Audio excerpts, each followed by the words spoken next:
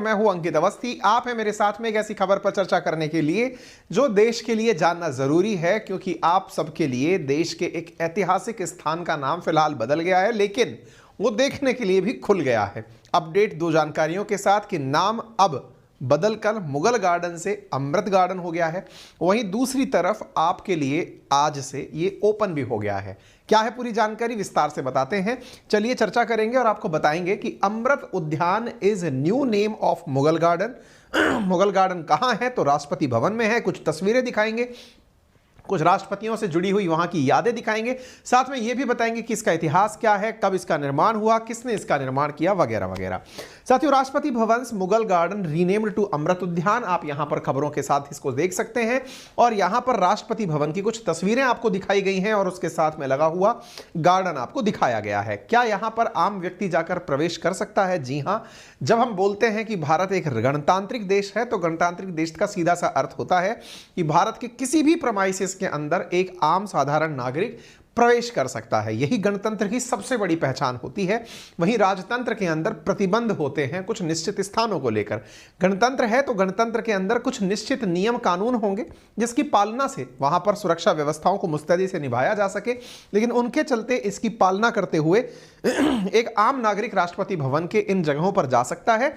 हाल ही में president of India जो है द्रौपदी मुर्मू जी के द्वारा gate number 35 of Rashtrapati estate close to where North Avenue meets Rashtrapati Bhavan, वहां से एंट्री के लिए फ्री ऑफ कॉस्ट होने की सूचना दी गई है। कहा गया है the entry to Amrit Udyan is free of cost, people can walk in and book their visit online. यदि आप भी चाहते हैं यहां पर जाकर के विजिट करके आना, तो वेबसाइट है rb.nic.in। यहां पर आप जाकर के अपने लिए फ्री विजिट बुक कर सकते हैं। यहां पर 31 जनवरी से लेकर मार्च 26 तक एंट्री रहेगी और यह एंट्री द्रौपदी मुर्मू जी के द्वारा अमृत उद्यान में प्रवेश करके जानकारी के द्वारा दी गई है। यानी कि इस जगह पर आप जाकर के इस जबरदस्त खूबसूरती के नजारे को देख सकते हैं, महसूस कर सकते हैं।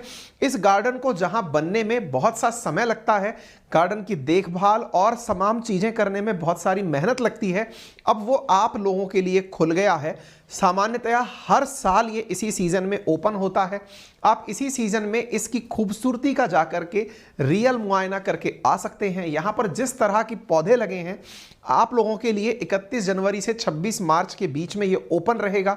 आप यहां जाकर के इन सभी चीजों का साक्षात्कार कर सकते हैं, उन्हें वहीं पर अनुभव कर सकते हैं और यह गार्डन अपने आप में आप सबके लिए काफी मेमोरेबल होगा। यहां पर आप इसकी कुछ तस्वीरें देख रहे हैं, जिन्हें देख करके आप इस तस्वीरों से अंदाजा लगा सकते हैं कि राष्ट्रपति भवन के बगल में यह कितना खूबसूरत गार्डन है। हालांकि भारत समेत जहां जहां अंग्रेजों का शासन रहा, चाहे पाकिस्तान हो, बांग्लादेश हो, उन सभी जगहों पर मुगल गार्डन के नाम से काफी सारे गार्डन्स हैं, लेकिन उन्हीं गार्डन्स में से राष्ट्रपति भवन का यह मुगल गार्डन बहुत खास है, क्योंकि राष्ट्रपति भवन जिसका निर्माण एडविन लुटियंस की आर्किटेक्चरल निगरानी में हुआ था, अंग्रेजों के द्वारा हुआ था।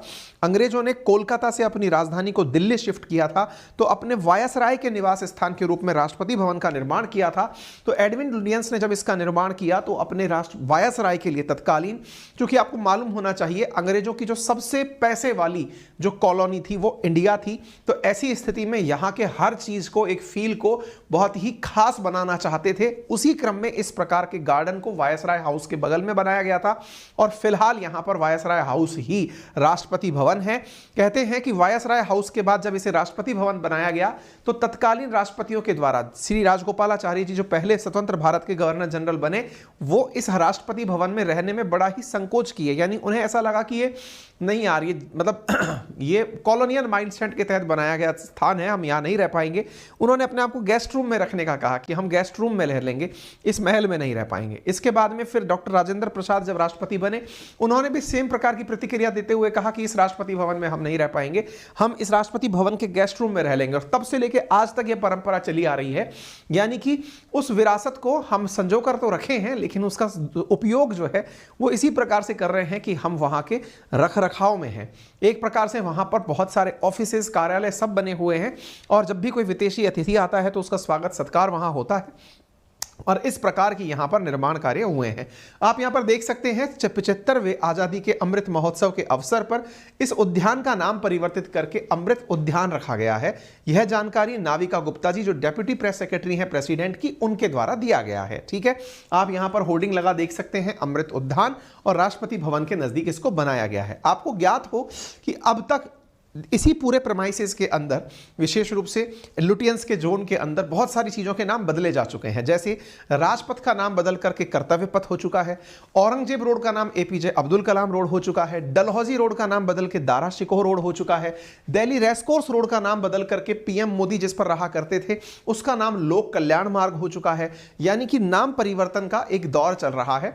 एक सवाल आप लोगों के लिए बहुत अच्छा बनता है, परीक्षा उपयोगी, और वो ये है कि क्या नाम बदलने से पुराने इतिहास को भुलाया जा सकता है, या फिर नाम बदलने से क्या परिवर्तन आपको लगते हैं कि क्या हो जाएगा? नाम बदल दिया तो क्या हो जाएगा? क्या इतिहास उसका पीछे छूट जाएगा, या फिर कोई नई नींव रखी जा सकेगी? आप अपने विचार भी कमेंट बॉक्स के अंदर सेशन पूर्ण होने के बाद लिख सकते हैं। ठीक है, तो फिलहाल के लिए शनिवार को इसका नाम बदलकर मुगल गार्डन से अमृत उद्यान कर दिया गया है। हर साल बसंत के मौसम में यह आम जनता के लिए खोला जाता है। राष्ट्रपति ने 29 जनवरी को इसका मतलब पूरी तरह से अमृत उत्सव की शुरुआत करते हुए आम जन के लिए इसे खोला है। राष्ट्रपति ने अमृत उद्यान का उद्घाटन करते हुए 26 मार्च तक इसे खुले रहने का समय दिया है। यह रोजाना सुबह 10 बजे से खुलकर शाम 4 बजे तक खुला रहेगा। फिर 28 मार्च को किसानों के लिए, 29 मार्च को यह दिव्यांगों के लिए, और 30 मार्च को यह पुलिस और सेना के लिए खुला रहेगा। यह वो वेबसाइट है राष्ट्रपति भवन की जहां जाकर के लिए आप अपने टिकट बुक कर सकते हैं। राष्ट्रपति भवन की वेबसाइट पर जाकर online booking for garden visit, gate number 35 से आपकी ये एंट्री होगी, और ये पूरी तरह फ्री एंट्री है। आम जन यहां पर जा सकते हैं। 5-6 लाख लोगों के यहां पर हमेशा सीजन के अंदर जाने की संख्या रहती है। यदि आप भी चाहते हैं, आप भी दिल्ली के आसपास हैं, तो इसका विजिट जरूर करें, और वहां जाकर के भारत के तत्कालीन इतिहास को भी आप फील कर पाएंगे और आज की भी भव्यता को आप निहार पाएंगे। गार्डन में खासियत क्या है? यहां अलग अलग प्रजातियों के अलावा करीब 150 वैरायटी के 5000 पेड़ लगे हुए हैं। राष्ट्रपति भवन के अंदर नक्षत्र गार्डन भी बना हुआ है। इतना ही नहीं, हर पौधे के पास में QR कोड लगा है, जिसे आप स्कैन करके उस पौधे की जानकारी ले सकते हैं। यहां 20 प्रोफेशनल पूरे समय मतलब प्रेजेंट रहेंगे जो आपको पौधों की जानकारियां दे सकेंगे। 15 एकड़ में लगभग 138 प्रकार के यहां पर गुलाब के फूल लगे हुए हैं। कुछ इस प्रकार के QR कोड हैं पौधों के बगल में, जिन्हें आप स्कैन करके अपने मोबाइल में भी उसकी जानकारी प्राप्त कर सकते हैं। अब अमृत उद्यान का इतिहास क्या है? हालांकि एक बार के लिए तो आप इतना सा जान लीजिए कि अमृत गार्डन में ट्यूलिप के कई प्रकार के पौधे और किस्में मतलब लगी हुई हैं, गुलाब भी मौजूद हैं, और यह विश्व के सबसे अच्छे गार्डन में से एक माना जाता है। अमृत उद्यान का अगर इतिहास बताया जाए तो यह 15 एकड़ के अंदर फैला हुआ अमृत उद्यान है, और यह एक प्रकार से उस राष्ट्रपति भवन की आत्मा के रूप में देखा जाता है। एडविन लुटियंस ने साल 1917 में अमृत उद्यान का डिजाइन तैयार किया था। 1928 से 29 में उद्यान में पौधारोपण किया गया। मतलब इसका यह हुआ कि लगभग 95 ईयर ओल्ड है यह उद्यान। इसका डिजाइन ताजमहल के बगीचों, जम्मू कश्मीर के बगीचों से प्रेरित है। इस वजह से इसका नाम मुगल गार्डन पड़ा है। राष्ट्रपति भवन में वास्तुकला की भारतीय और पश्चिमी दोनों ही शैलियां हैं। इसी आधार पर अमृत उद्यान को तैयार किया गया है। सर लुटियंस ने यहां पर मुगल शैली और अंग्रेजी फूलों को एक साथ लाकर खूबसूरत उद्यान का निर्माण किया था। राष्ट्रपति सचिवालय की आधिकारिक वेबसाइट पर उपलब्ध जानकारी के मुताबिक क्रिस्टोफर हसी की the life of sir Edwin Lutyens में सर लुटियंस की पत्नी ने लिखा कि यह उद्यान एक पैराडाइज से कम नहीं है, स्वर्ग से कम नहीं है। अमृत उद्यान किसी स्वर्ग से कम नहीं। सर लुटियंस की पत्नी ने आगे भी कहा कि यहां की खूबसूरती को शब्दों से बयां नहीं किया जा सकता। उद्यान में रंगों और सुगंधों की भरमार है। यह क्रिस्टोफर हसी ने सर एडविन लुटियंस पर जो किताब लिखी, उस पुस्तक के अंदर इस गार्डन का जिक्र किया गया है। इसकी खासियत की अगर हम बात करें, 159 किस्म के यहां गुलाब मौजूद हैं। मशहूर लोगों के नाम पर यहां गुलाबों के नाम रखे गए हैं, जैसे Mother Teresa, Raja Ram Mohan Roy, Mister Lincoln, John F Kennedy, Jawahar आदि इत्यादि नाम से यहां गुलाब हैं। गुलाब के अलावा यहां ट्यूलिप, गेंदे, डैफोलिन, जलकुंभी के पौधे भी हैं। उद्यान में करीब 50 किस्म के पेड़ लगे हैं। देश के हर राष्ट्रपति का राष्ट्रपति भवन में एक अपना ही अपूर्ण्य योगदान रहा है, जिसमें एपीजे अब्दुल कलाम साहब ने यहां हर्बल उद्यान लगाया, टेक्सटाइल उद्यान लगाया, म्यूजिकल उद्यान लगाया, बायोफ्यूल पार्क लगाया, आध्यात्मिक और पोषण उद्यान। ये कई प्रकार जब राष्ट्रपति आए तो वो इस राष्ट्रपति उद्यान में अपनी एक स्पेसिफिक पहचान छोड़ करके गए हैं। तो यहां पर ये कहां पर स्थित है, तो इसके बारे में हमने आपको आपको बता दिया। इतिहास क्या है, तो 1911 में ब्रिटिशर्स ने डिसाइड किया था कि वो इंडिया की कैपिटल को कोलकाता से दिल्ली लेकर आएंगे। तो उस दौरान इस क्षेत्र के निर्माण में, पर्टिकुलर जहां पर आज लुटियंस जोन है, यहां पर 4000 एकड़ भूमि का अधिग्रहण किया गया और फिर उसी दौरान यहां पर इसी प्रकार के भवनों का निर्माण हुआ। यहां पर फेमस रोज गार्डन इत्यादि का निर्माण किया गया। ठीक है, अब each resident of Rashtrapati Bhavan leaves there on touch, यहां पर जो आए उन्होंने अपनी कोई पहचान राष्ट्रपति भवन में छोड़ी है। जैसे सीआर राजगोपालाचारी जो कि last governor general of India थे, उन्होंने पॉलिटिकल स्टेटमेंट यहां से बनाते हुए कहा था, मतलब a period of food shortage in the country, he himself plug the land and dedicated A section of garden for food grain, यानी कि यहां के कुछ क्षेत्र के अंदर फूड ग्रेन भी पैदा किए गए थे ताकि एक सिंबॉलिक मैसेज जाए कि देश के अंदर फूड ग्रेन्स का क्या महत्व है। अब बात करते हैं राष्ट्रपति भवन की। तो राष्ट्रपति भवन ब्रिटिश काल में वायसराय के लिए बनाया गया था। 1912 में राष्ट्रपति भवन का निर्माण कार्य शुरू हुआ और 1929 में पूरा हुआ। इसे बनाने में करीब 70 करोड़ ईंटें और 30 लाख पत्थरों का इस्तेमाल हुआ। 29,000 से ज्यादा कारीगर इसके लिए लगाए गए थे। 1911 के अंदर जब अंग्रेजों ने दिल्ली को राजधानी बनाने का फैसला किया था, तो ऐसी एक इमारत अंग्रेज बनाना चाहते थे जिसे कई सालों तक एक मिसाल के रूप में रखा जा सके। इन्होंने इस काम के लिए रायसीना हिल्स को, पहाड़ी को चुना, जिसमें वायसराय के लिए एक शानदार इमारत बनाने का फैसला किया गया। जो अरावली पर्वतमाला है उसका जो मतलब नॉर्थ की तरफ वाला हिस्सा है, उस तरफ रायसीना हिल्स पड़ती है, यानी कि अगर अरावली का विस्तार मैप के माध्यम से देखा जाए तो मतलब एक तरह से नॉर्थ ईस्ट से साउथ वेस्ट की तरफ है, तो नॉर्थ ईस्ट कॉर्नर दिल्ली में है और दिल्ली में अरावली हिल्स का जो किनारा है उसे रायसीना हिल्स कहते हैं। एक पहाड़ी जैसी स्थान पर उठा हुआ है, उस पहाड़ी के टॉप पर राष्ट्रपति भवन बनाने का निर्णय लिया गया था। ठीक है, तो ये आपको यहां पर दिखाई दे रहा है, एक प्रकार से ये अरावली का हिस्सा आपको यहां पर दिखाई दे रहा है और इसी के किनारे दिल्ली है और यहां पर रायसीना हिल्स पर किसका निर्माण किया गया है, राष्ट्रपति भवन का निर्माण किया गया इसी कॉर्नर पर। तो ये जो आप देखते हैं ना प्रेसिडेंशियल स्टेट, ये ऊंचाई पर इसलिए दिखाई देता है क्योंकि ये पहाड़ी के ऊपर निर्मित है और वो पहाड़ी रायसीना हिल्स है।